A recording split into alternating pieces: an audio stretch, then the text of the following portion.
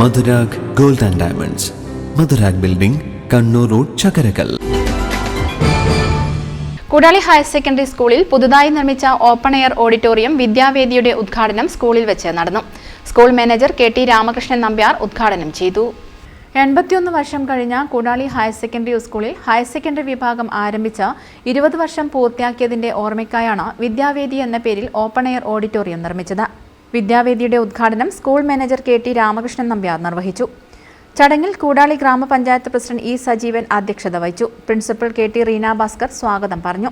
Headmaster KV Manoj ആമുഖ ഭാഷണം നടത്തി. പ്രശസ്ത കവി സോമൻ കടലുണ്ടി വിശിഷ്ടാതിഥിയായിരുന്നു. പൂമ്പാറ്റയ്ക്ക് 2 പേരുണ്ട്. ചിത്രശലഭെന്നും പൂമ്പാറ്റയ്ക്ക് പറയും, പൂമ്പാറ്റ എന്നും പറയും. അപ്പൊ എന്താ ഈ 2 പേരെന്ന് ചോദിച്ചപ്പോൾ ഒരു കുട്ടിക്ക് മറുപടിയില്ല. അങ്ങനെ കുട്ടികളൊക്കെ പേടിച്ചുകൊണ്ടിരിക്കുന്ന സമയത്ത് ഒരു കുഞ്ഞുമോട് പറഞ്ഞു, ടീച്ചർ ഞാൻ പറഞ്ഞു വിടുന്നത്.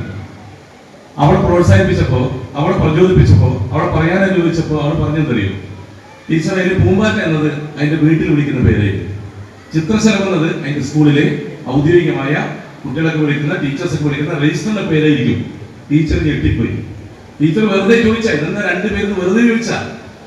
പക്ഷെ ആ മറുപടിയുടെ ആഴങ്ങളാലേക്ക് ടീച്ചർ അപ്പാടെ കുഞ്ഞുമ്പോൾ കെട്ടി വിളിച്ചു.